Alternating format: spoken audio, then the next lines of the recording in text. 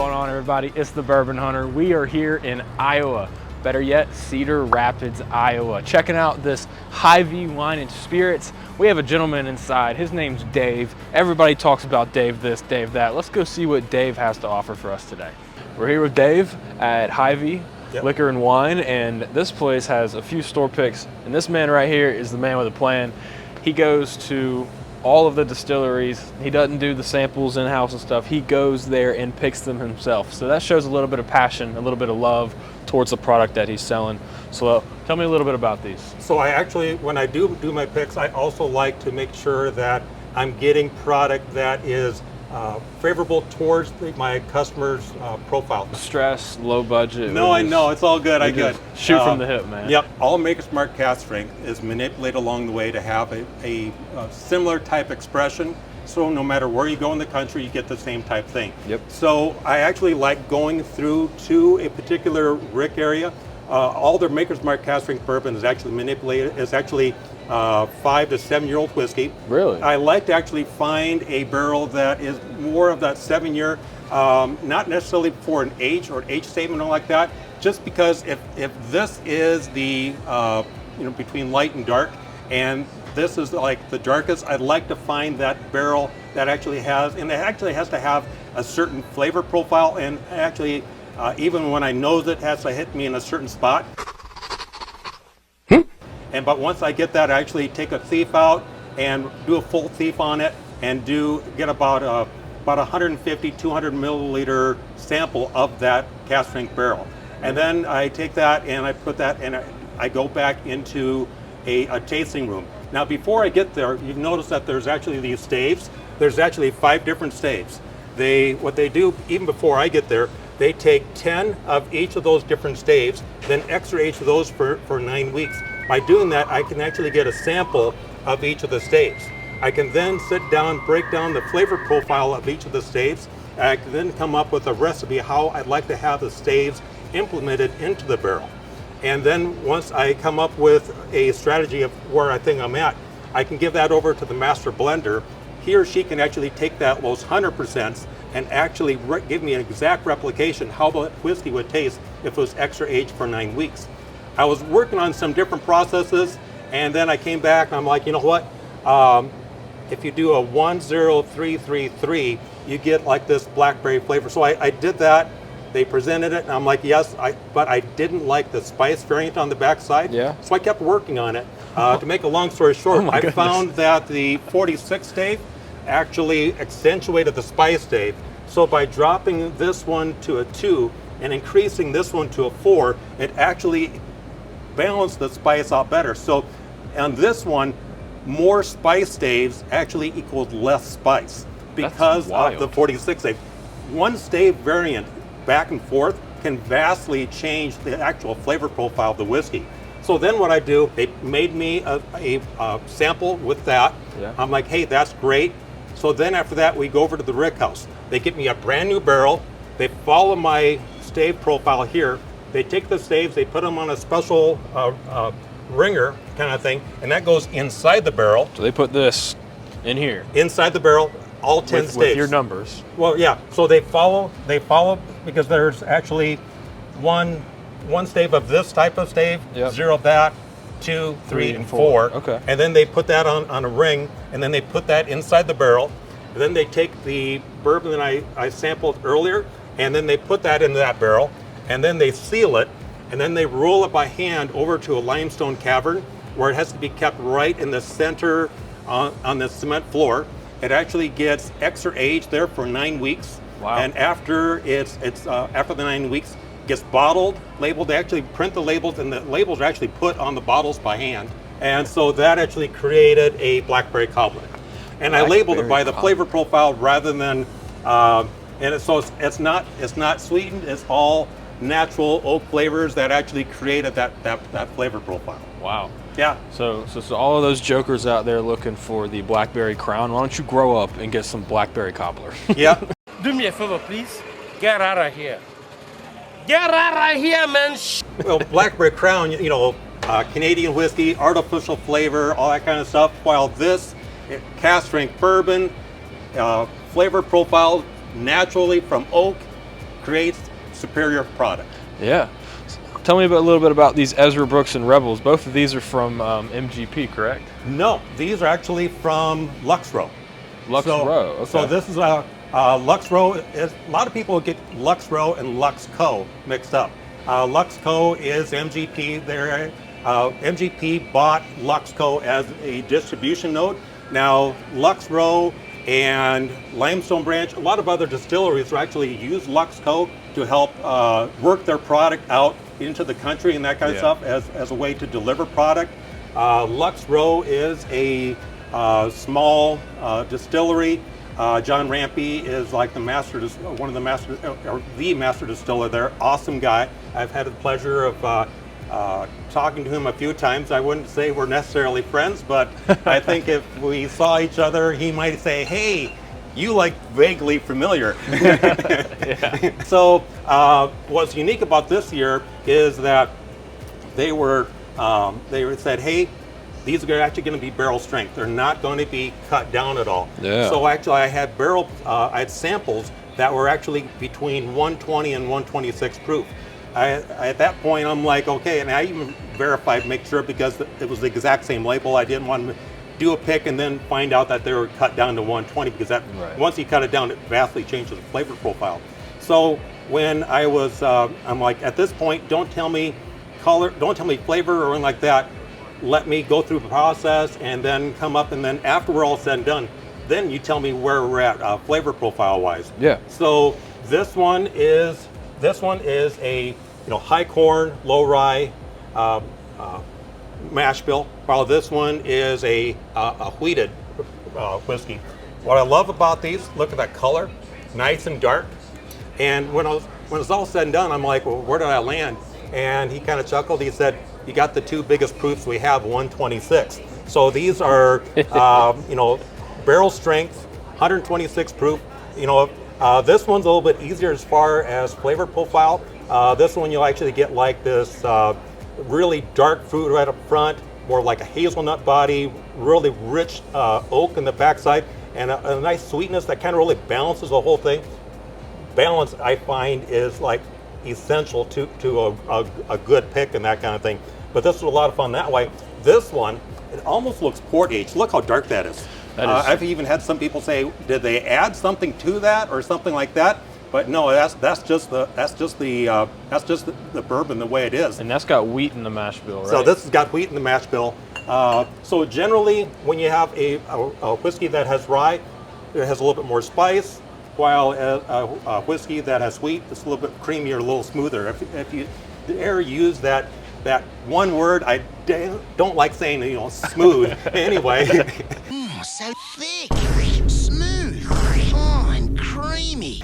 Funny. Anyway, one of those guys. Yeah, I don't like using the word smooth. Yeah. I'm like, ooh, that's smooth. No, that's almost funny. Smooth's meant for tequila people. Oh, there you go. Anyway, so this one is fun, the fact that it always changes flavor profile. So this really has like, you could get like really big dark cherry, you could get bathing in caramel, really silky through the center, dark fruit, maybe like mulberry in the backside. There's a little sweetness on the backside kind of thing, but the balance is all together. But every time you have this one, the flavor profile is just always going, changing. It's really fun on both of these to put them in the glass, kind of swirl them, kind of get those legs kind of going, that kind of stuff. Ton of fun. Great. So this is my Yellowstone pick. Now, previously, I actually had an opportunity of working with Stephen Beam the previous time I went down, and we were the only store that was approved by Stephen Beam to have all three proofs, so 102, 109, and 115. Okay. Because of that, I built a relationship there, because I sent my friend a picture, and Stephen looked at it and said, "Hey, I know that guy." So, I mean, once again, do they know my name? Probably not, but at least they can recognize me at this point. There you go. So this year, the 102 was not available. There was a 109, 115, and 119. I ended up going at the 119 proof. It was the first year that this proof was available. Does have a barrel date on there of 12/18/2018. Flavor profile, no. A friend of mine was having it out of a Glencairn, and I was talking to him about flavor profiles, and he's like, "Dave, I'm not getting any of the bright fruits." I'm like, "What kind of glass are you using?" He said, "I'm using a Glencairn." I'm like, try a glass with a little bit of a wider base, wider opening up top, probably about that much of a lift kind of thing. And he tried and he's like, oh my gosh, totally different experience. Just loved it. So The shape of the glass the shape changed of the glass, the shape how of the glass, it was presented right. to him. A Glencairn, especially when you get, I find especially like these larger whiskeys and that kind of stuff, when you have a Glencairn, which I, personally myself, I like Glencairns for scotches. Okay, But, that's what they were originally designed for anyways. Exactly. Yeah. But when you have a bigger whiskey like this, where you want it to open up, almost treat it more like a Cabernet. Okay. You know, you wouldn't want to put a Cabernet in like a Chardonnay glass. You want it to open up, relax, get to know you kind of thing. Yeah. So treat it the same way that way. So this one, you'll actually notice that you'll actually get like a peach, apricot, toasted oak, almost like a pecan pie kind of crust on the backside. And then at about 30-35 minutes into it, it opens up into a full peach cobbler kind of thing. And you're thinking, well, I have that peach cobbler later when I come back to it. But actually, you'll start at that first profile, and it kind of goes like that way again. Really, a lot of fun bottle there. Yeah, I love the Yellowstone picks, and the 119 proofers are Yep. always real strong and good. So this one I'm almost out of. This That's is a good price. You know, a great price. Great and then price. Barrel date May 4, 2015. So this is actually wow. an 8-year-old. 8-year-old rye whiskey. from 8-year-old Mount Creek. rye whiskey. Once again, when I pick my ryes, I like picking a rye whiskey more towards a bourbon person's palate. So it's going to, I've even had people say, hey, I'll never buy a rye, never want to. So, I do samples on these. So Yeah. come on in and you can try it and all that kind of thing. I want you to be happy. I don't want you to get home and say, gosh, I wish I could have tasted Yeah. it and I didn't, but you know what? Anyway, I want your experience to be great. I want you to, and that kind of thing. So this one, really dark fruit. Then almost if you can imagine yourself standing inside the barrel, kind of get caramel, kind of butterscotch inside the char of the barrel, Yeah. and then the really rich oak, nice balanced spice on the backside. But you won't get any kind of grass, any kind of normal rye-esque type So flavors. this is the Bourbon Lovers Rye. Yes, indeed. This is the Bourbon Lovers Rye. Bourbon lovers rye. Yeah. Yeah, it's freaking beautiful. Look at that thing. Yeah. Dances on the glass. Man, I don't know, man. Those are always really good too. Come on back here. So I had a little fun. So when I went to Bullet, Oh boy, Bullet. I didn't visit Bullet the previous year. My host was actually one of the master distillers.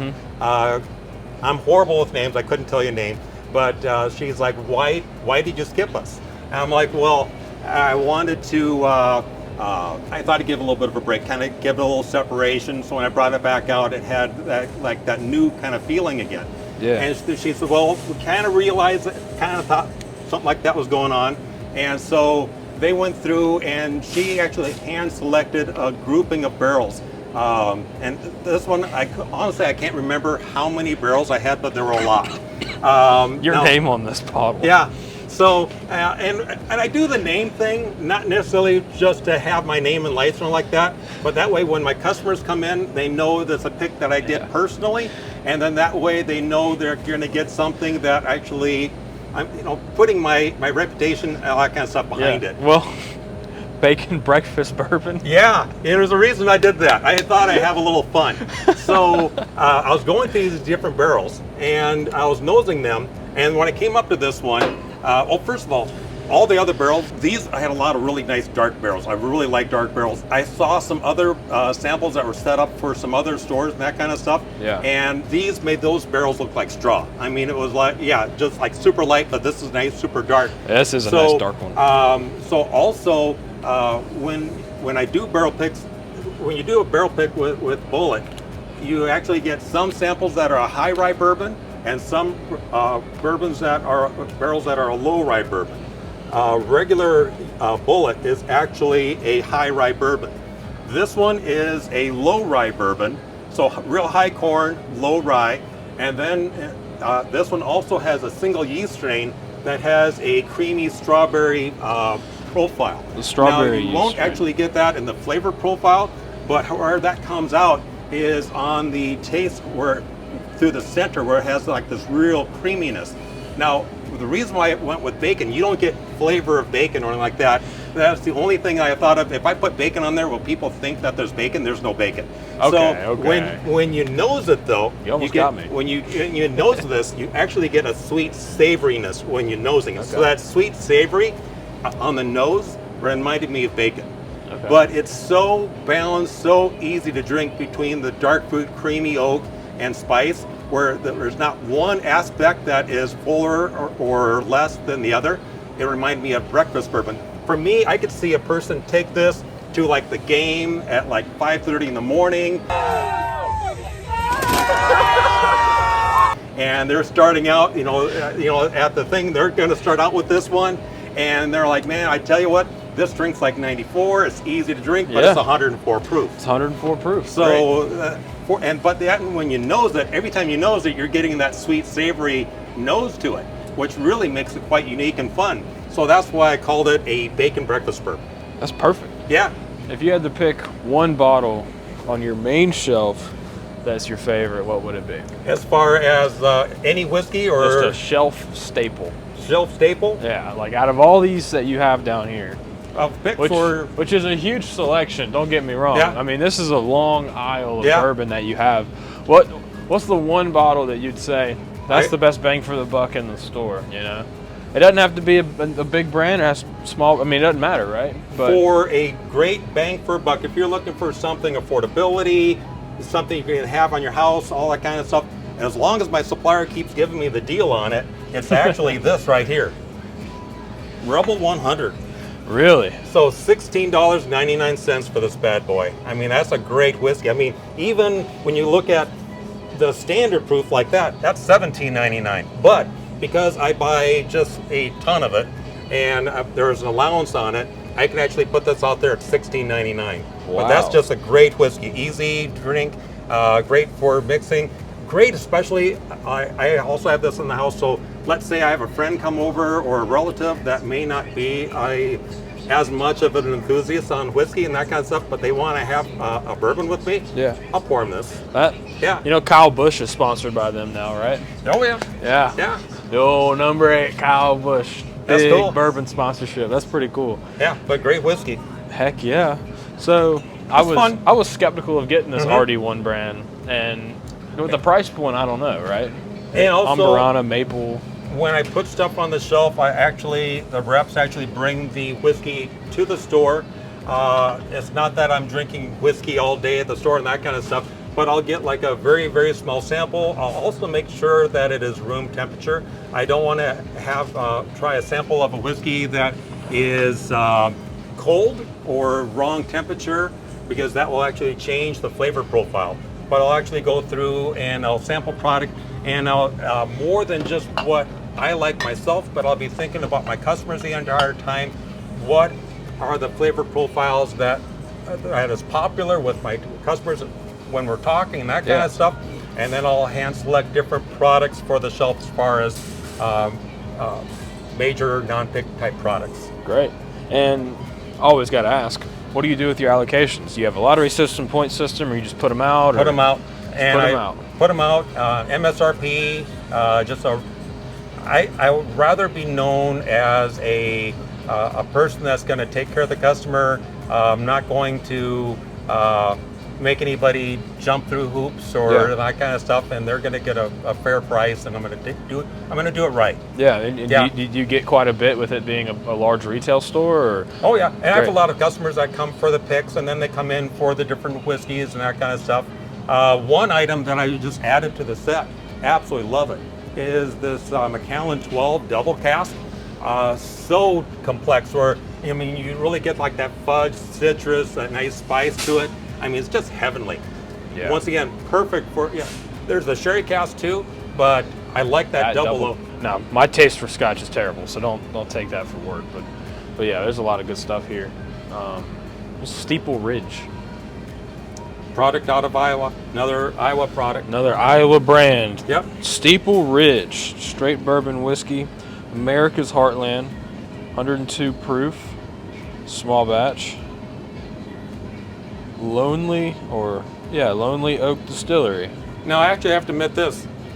When you see that, That shows that I actually have it marked down, and once I sell through, it'll be rotating out of the store.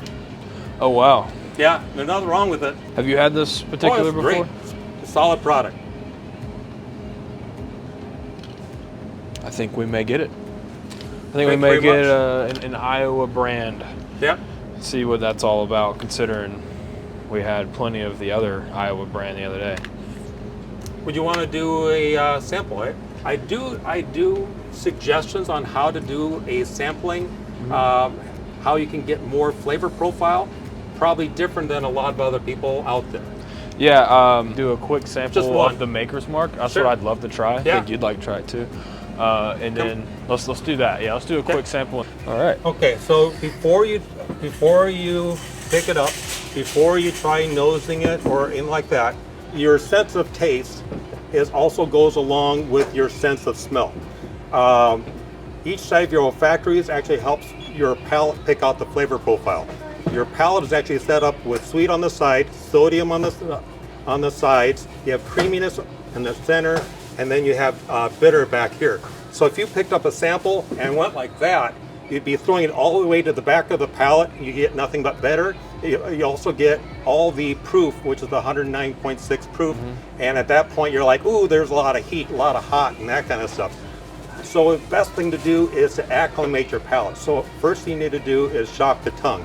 So you'd actually pick up the cup and you take a small sip. You'd want to get enough to kind of coat your surface area of your palate. You also want to take your tongue, run against the top part of your roof of your mouth, and first taste you should get some burn heat alcohol. But you should actually go ahead and do that even before you actually even nose it or anything like that. So you should get like a little burn heat alcohol, right? Yep. Now when you pick it up again, don't take it to the center of the nose. Go to each side of the nose. So go to one side and then go to the other side. But you'll notice you get two different aroma profiles. You'll actually get blackberry on one side. You'll actually get the cobbler on the other side. Did you notice that? Yeah. Now take another small sip. You won't get any burn heat alcohol, but you'll get that blackberry cobbler. This guy's a wizard. You're a wizard, Harry. But it tastes delicious, doesn't it? Now go ahead and do each side again. And you notice you'll be able to dial down even deeper. Yeah. Okay, now the next part, there's a Kentucky Chew. Now you can do a Kentucky Chew one of two different ways. The people like down in Kentucky, how they do it is they take have it in their mouth, keep their lips tight, chew it like you're chewing an apple or something like that. They'll swallow completely. When they exhale, they have their mouth open and kind of tilt their head forward and something like that. Myself, I like to do it a little bit. I like dialing down a little deeper myself. This is just something I do. So I actually take a small sip, hold in my mouth, do the chewing and all that kind of stuff with my mouth closed, swallow completely, but I leave my mouth closed and nice and tight, breathe completely out through the olfactories. And I can dial down real deep, but I mean, it's like huge. So if you like cast strength, you like it really big, you can do it the way I do, or if you want it to be a little softer, you can have it with the mouth open. Go ahead and give it a try. Kentucky Chew, huh? Chew it like you're chewing an apple or like pizza or something like that. Swallow it completely and either have your mouth closed or open as you exhale through the nose. It's a huge explosion in flavor. Oof. I've never tasted that way. Yeah, That's a whole different way to do it. yeah, but that way you get the whole expression. And if you have your mouth open when you exhale out, it's a little softer, but if you have your mouth closed, it's just huge in the olfactories. Wow. That's very good. That's nice. That's a great pick, Dave. Thanks That's very much. excellent. Of course. Thanks for your time today. Thank you. Yes, sir. Appreciate it. Man, that guy's a freaking wizard, man. But we ended up getting a pretty cool Steeple Ridge straight bourbon single barrel proof 102, made somewhere in Iowa, Erling. I gotta get some local stuff while we're here because I've never seen this before, and the bottle looks cool. And look, it came with free money. It's got a penny on it. So, all right, guys, on to the next one. Or we're not going to the next one. This is the end of it, guys. So stay tuned. join the Patreon, join the Discord to help support the channel, guys. Until next time, Bourbon Hunter out.